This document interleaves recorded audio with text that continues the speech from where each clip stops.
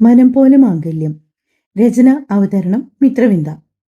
ഒന്ന് തൊട്ടെന്നും കരുതി അങ്ങ് ഉരുകിപ്പോകുന്ന വെണ്ണയായിരുന്നെങ്കിൽ നിന്റെയൊക്കെ തന്തയോട് പറഞ്ഞ് വേറെ വണ്ടി വാങ്ങിയിടണം പൊന്നുമോൾക്ക് യാത്ര ചെയ്യാൻ. അല്ലാതെ ഇതുപോലെ പ്രൈവറ്റ് വണ്ടിയിൽ കയറിയ കിളികളൊക്കെ ചിലപ്പോൾ തൊട്ടെന്നും തലോടിയെന്നും ഇരിക്കും. അതൊന്നും സഹിക്കാൻ വയ്യെങ്കിൽ നീ കയറി വല്ല അമ്പലത്തിലും ഇരിക്കടി പുല്ലേ. സിദ്ധാർത്ഥിന്റെ ശബ്ദം ആ ബസ്സിലെ സകലരെയും ഞെട്ടിച്ചു, പ്രത്യേകിച്ച് ഇന്ദുബാലയെ. അത് ശരി, പാവപ്പെട്ട കോളേജ് പിള്ളേർ യാത്ര ചെയ്ത് പോണമെങ്കിൽ സ്വന്തമായിട്ട് ബസ് മേടിക്കണമെന്ന്. നല്ല കഥ. താനാള് കൊള്ളാലോടോ. ഇന്ദു കുറച്ചു മുന്നോട്ട് വന്നിട്ട് ഡ്രൈവറുടെ പിന്നിലായി നിന്നുകൊണ്ട് ചോദിച്ചു. പെട്ടെന്ന് സിദ്ധു ഒന്ന് തിരിഞ്ഞു. എന്നിട്ട് അവളെ പല്ലി ഞെരിച്ചു നോക്കി. ഡോ, മര്യാദയ്ക്ക് അടങ്ങി ഒതുങ്ങി തന്റെ വണ്ടിയിൽ യാത്ര ചെയ്യുന്ന പെൺകുട്ടികളോട് അപമര്യാദയായി പെരുമാറുന്ന ഇവനെപ്പോലുള്ള താന്തോന്നിയൊക്കെ വെച്ചു പൊറപ്പിക്കുന്ന തന്നെപ്പോലുള്ളവനാണ് ഈ ലോകത്തിലെ ഏറ്റവും വലിയ ശാപം. എന്റെ ബസ്സിലെ ജോലിക്കാർ എങ്ങനെയുള്ളവരാണെന്ന് എനിക്കറിയാം.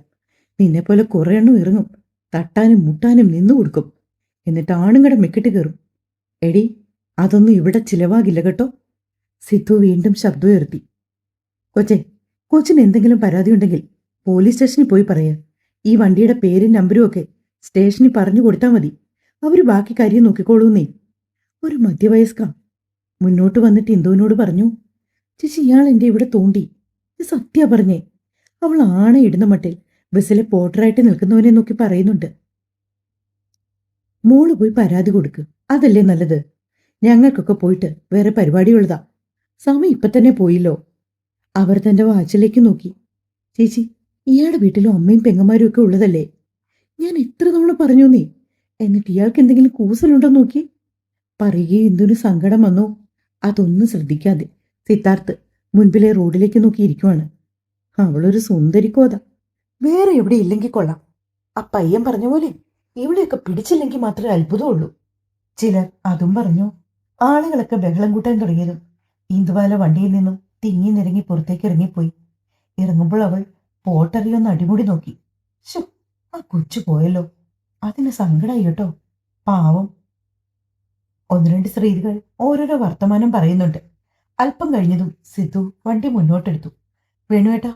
സിദ്ധു വിളിച്ചതും കണ്ടക്ടർ അവന്റെ അരികിലേക്ക് വന്നു. വേണുവേട്ടൻ ഇത് എവിടെയായിരുന്നു? എന്റെ മോനെ, ഞാൻ ആ പിറകിലുണ്ടായിരുന്നു. ഒളിച്ചു നിന്നതാട്ടോ. ഒരു ചിരിയോടെ അവൻ തലകുലുക്കി. സേവിരെവിടെ? അവനാ ഡോറിൽ നിൽപ്പുണ്ട്. സിദ്ധു ഒന്ന് ഇരുത്തി മോളെ. കോളേജിന്റെ മുമ്പിലായി ബസ് നിർത്തിയതും കുറേയേറെ പെൺകുട്ടികൾ ഇറങ്ങിപ്പോയി. സിദ്ധുവിനെ കാണാനാണ് പെൺകുട്ടികൾ ഏറെയും ഈ വണ്ടിയിൽ കയറുന്നത് തന്നെ. കുറച്ച് നാളുകളായതേ ഉള്ളൂ സിദ്ധു ഈ ബസ്സിൽ ഡ്രൈവറായിട്ട് കയറിയിട്ട്. ഇന്ദുവാലെ, ആരോ വിളിക്കുന്ന കേട്ട് ഇന്ദു തിരിഞ്ഞു നോക്കി. വീണ മിസ്. Good morning miss. ആ, ഗുഡ് മോർണിംഗ്. ഇന്നെന്താ ലേറ്റ് ആയത്?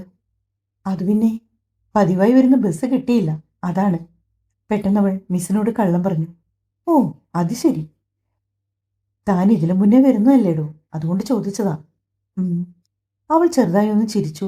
ശേഷം ക്ലാസ് റൂമിലേക്ക് കയറിപ്പോയി. എംകോം ഫൈനൽ ഇയർ ആണ് ഇന്ദു.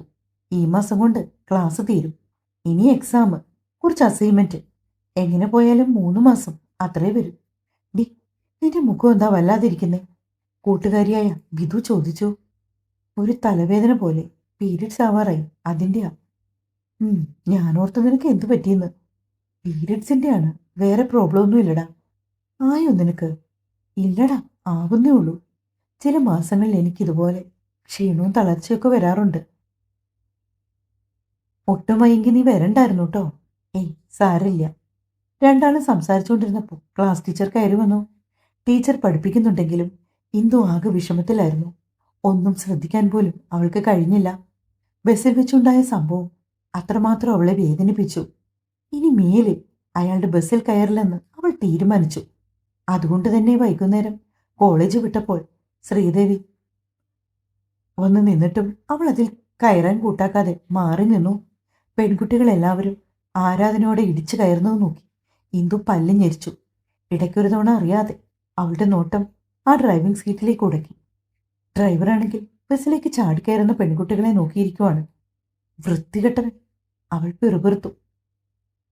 അന്നത്തെ ഓട്ടം കഴിഞ്ഞ് വേണുവേട്ടനുമായിട്ടിരുന്ന് കണക്ക് നോക്കുവാണ് സിദ്ധു. മൊത്തം വരവ് അയാൾ ഇലക്ട്രോണിക് മെഷീനിൽ എന്തൊക്കെയോ ചെക്ക് ചെയ്യുന്നുണ്ട്. എന്നിട്ട് എല്ലാ കാര്യങ്ങളും സിത്തുവിനെ ധരിപ്പിച്ചു. എനിക്കൊരു 1000 രൂപ തന്നേക്കും മോനെ. പിള്ളേർക്കാണെങ്കിൽ ട്യൂഷൻ ഫീസ് കൊടുക്കാറായി. വേണു സിത്തുവിനെ നോക്കി പറഞ്ഞു. അതിനെന്താ, വേണുവേട്ടൻ എടുത്തോളൂ നീ.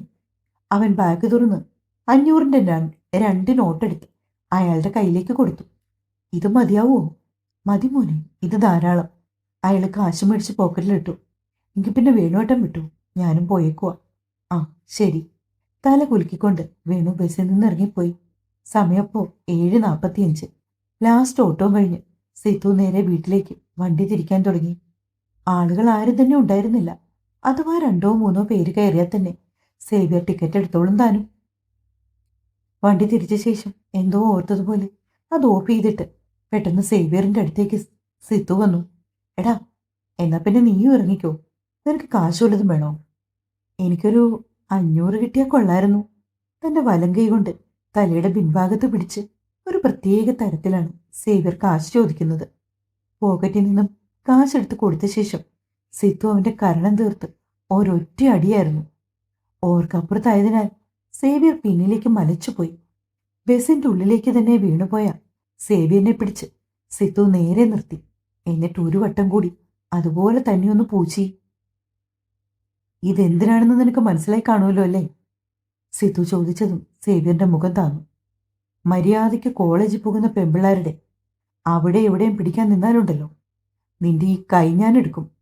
വലത് കൈയിൽ പിടിച്ചൊന്ന് പിന്നിലേക്ക് തിരിച്ചുവിട്ട ശേഷം സിത്തു തിരിഞ്ഞ് ഡ്രൈവിംഗ് സീറ്റിലേക്ക് കയറിയിരുന്നു. അമ്മേ, ഉച്ചത്തിൽ വിളിച്ചുകൊണ്ട് സിത്തു അകത്തേക്ക് കയറി വന്നു. ഓ, എന്താണെന്നറിയില്ല, ഒരു തലവേദന പോലെ. നെറ്റിയിലേക്ക് കൈപ്പത്തിക്കൊണ്ട് ഒന്ന് തടവിയ ശേഷം അമ്മയെ നോക്കിയവൻ. മടുത്തുമില്ലേ അമ്മയുടെ മോൻ? വിഷമത്തോടെ ശ്രീദേവി മകനെ നോക്കി. അവൻ അവരോടൊന്നും പറയാതെ ഒരു തോർത്ത് തോളത്തിട്ട് കുളിക്കാനായി പോയി. ശ്രീദേവിയാണെങ്കിൽ നിറഞ്ഞ മിഴിയാലെ അടുക്കളയിലേക്കും. സിത്തുവിന് അത്താഴം വിളമ്പി വെച്ചു. ചുവന്ന ചീരയും ക്യാരറ്റും കൂട്ടി തോരൻ വെച്ചതും പുളിശ്ശേരിയും മത്തി വറുത്തതുമാണ് കറികൾ.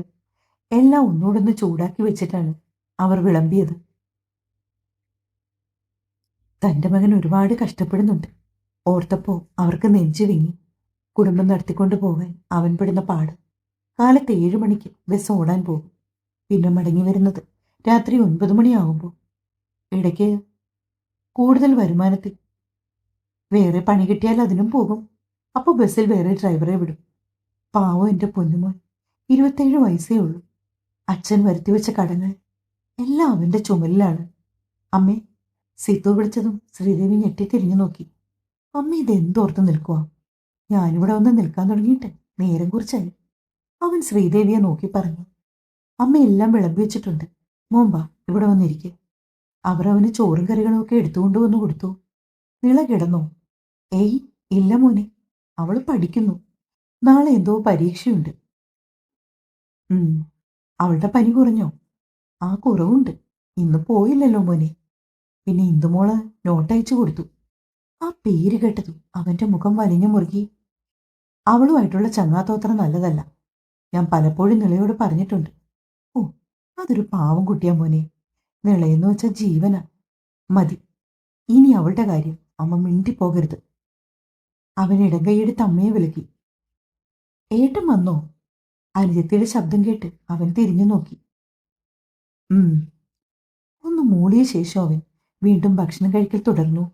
നീ കഴിച്ചോ? ഓവ്, കഴിച്ചു. അവൾ തലകുലുക്കി. പോയിരുന്നു വല്ലതും പഠിക്ക്. ഇനി അധികം നാൾ ക്ലാസ് ഇല്ലല്ലോ. അവൻ പറഞ്ഞപ്പോ നിള അകത്തേക്ക് പോയി. ഇന്നും കലിവിലെ വർത്തമാനം പറയുന്ന പെണ്ണാണ്. 2 ദിവസമായിട്ട് അവൾക്ക് പനിയും ക്ഷീണവും. അതുകൊണ്ട് ആളിത്തിരി സൈലന്റായി പോയി. ഭക്ഷണം കഴിച്ച ശേഷം സിത്തു ഫോണും എടുത്ത് ഉമ്മറത്തേക്ക് പോയിരുന്നു. വാട്സപ്പ് തുറന്നു നോക്കിയപ്പോഴാണ് 2-3 മെസ്സേജുകൾ വന്ന് കിടക്കുന്നത് കണ്ടത്. അതെ സിദ്ധുവേട്ടാ, തന്റെ ബസ്സിലെ പോർട്ടർ എന്റെ ഇടുപ്പിൽ തോണ്ടി. അതുകൊണ്ടാണ് ഞാൻ ബഹളം വെച്ചത്. ഒരു പെണ്ണാണെന്നുള്ള പരിഗണന പോലും തരാത്തതുകൊണ്ട് നിങ്ങളാ സേവ്യർ പറയുന്നവന്റെ ഒപ്പം കൂടി എന്നെ വായിൽ വന്നതെല്ലാം വിളിച്ചു പറഞ്ഞു. സ്വന്തം ബസ്സിൽ പോകാനല്ലേ നിങ്ങൾ എന്നോട് പറഞ്ഞത്? എൻ്റെ അച്ഛൻ ഒരു ബസ്സല്ല, എത്ര ബസ് വേണമെങ്കിലും മേടിക്കാനുള്ള സമ്പത്തുണ്ട്. അതുകൊണ്ട് നിങ്ങൾ ഒരുപാട് ഡയലോഗ് ഇറക്കണ്ട. പിന്നെ ഞാൻ എനിക്കിഷ്ടമുള്ള ബസ്സിൽ കയറും. സ്ത്രീകൾക്ക് സുരക്ഷ കിട്ടുന്ന വേറെ വണ്ടികൾ ഈ ടൗണിലുണ്ട്. അതിൽ പോകാൻ എനിക്ക് നിങ്ങളുടെ സർട്ടിഫിക്കറ്റും വേണ്ട. പിന്നെ ഒരു കാര്യം കൂടി പറഞ്ഞേക്കാം. നിങ്ങളുടെ സഹോദരി നിളയെയാണ് ആരെങ്കിലും ഇങ്ങനെ തോണ്ടുന്നതെങ്കിൽ പെങ്ങളെ പിടിച്ചവന് കെട്ടിച്ചു കൊടുത്തുകൊണ്ട് നിങ്ങൾ മാതൃകയാകണം കേട്ടോ. കുറെ പുച്ഛം മാറി വിതർന്ന ഇമോജിയും ഒപ്പം അയച്ചിട്ടുണ്ടവൾ. മെസ്സേജ് വായിച്ചതും സിദ്ധുവിന് അവന്റെ കോപം നിയന്ത്രിക്കാനായില്ല. എടി മറ്റേ മോളെ, ഇനി മേലിൽ എന്റെ ഫോണിലേക്ക് നിന്റെ മെസ്സേജ് വന്നു പോകരുത്. അവനൊരു വോയിസ് ക്ലിപ്പ് അവളുടെ ഫോണിലേക്ക് അയച്ചു. അപ്പോൾ തന്നെ പെണ്ണത് ഹിയറുകയും ചെയ്തു. എനിക്ക് സൗകര്യമുള്ളപ്പോൾ എല്ലാം ഞാൻ നിങ്ങളുടെ ഫോണിൽ മെസ്സേജ് അയക്കും. വെറുതെ ആളെ വിരട്ടാതെ പോയി കിടന്നുറങ്ങാൻ നോക്കും മനുഷ്യ. ഒപ്പം 2 ലവിൻ്റെ ഇമോജി. സിത്തു അവളുടെ നമ്പർ ബ്ലോക്ക് ചെയ്യാൻ തുടങ്ങിയതും പെട്ടെന്നായിരുന്നു അടുത്ത മെസ്സേജ്. അതെ, എൻ്റെ നമ്പർ ബ്ലോക്ക് എങ്ങാനും ചെയ്താൽ എനിക്ക് പറയാനുള്ള കാര്യങ്ങൾ ഞാൻ നിളയുടെ നമ്പറിലേക്ക് അയക്കും, അല്ലെങ്കിൽ ദേവിയമ്മയുടെ. ഇവരുടെയൊക്കെ നമ്പർ എനിക്കറിയാം. തന്നെയുമല്ല, ഇവരാരും എന്നെ ബ്ലോക്ക് ചെയ്യാനും പോകുന്നില്ല. അവളുടെ ഭീഷണി നിറഞ്ഞ മെസ്സേജായിരുന്നു അടുത്തതായി വന്നത്. യാതൊരു ബോധവുമില്ലാത്ത സാധനമാണ്. വേണ്ടി വന്നാൽ അങ്ങനെ ചെയ്യും താനും. അതുകൊണ്ട് സത്യത്തിൽ അവൻ ബ്ലോക്ക് ചെയ്തില്ല. എന്നാലും എനിക്ക് സങ്കടം വന്നു കേട്ടോ. ഞാനിന്ന് ഒരുപാട് കരഞ്ഞു. വെച്ചിട്ട് പോടി പുല്ലേ. ദേഷ്യത്തിലൊരു വോയിസ് ക്ലിപ്പ് കൂടി അയച്ച ശേഷം സിത്തു അകത്തേക്ക് കയറിപ്പോയി. നിള നിൽക്കുന്നത് കണ്ടപ്പോൾ അവനൊന്നു പതറി. എന്തോണോ ഏട്ടാ? പുഞ്ചിരിയോടെ നിള അവനെ നോക്കി. പാവം ഏട്ടാ. സിത്തുവേട്ടെന്ന് വെച്ചാ അവൾക്ക് ജീവന്റെ ജീവനാ. നിള, നീ വെറുതെ ആവശ്യമില്ലാത്ത കാര്യങ്ങൾ പറയണ്ട. അവളുമായിട്ടൊരു കൂട്ടും വേണ്ട. കോളേജിൽ പോയാൽ പഠിച്ചിട്ട് വീട്ടിൽ വന്നോണം കേട്ടോ. പറഞ്ഞ ശേഷം അവൻ തൻ്റെ മുറിയിലേക്ക് കയറിപ്പോയി. തുടരും. ദാമ്പത്യം തീർന്നതുകൊണ്ട് തുടങ്ങിയതാണ്. ഒരുപാട് ട്വിസ്റ്റ് വരുന്ന ഒരു കഥയാണ്. ചാനൽ സബ്സ്ക്രൈബ് ചെയ്യാത്തവർ ദയവായി ഒന്ന് സബ്സ്ക്രൈബ് ചെയ്യണേ.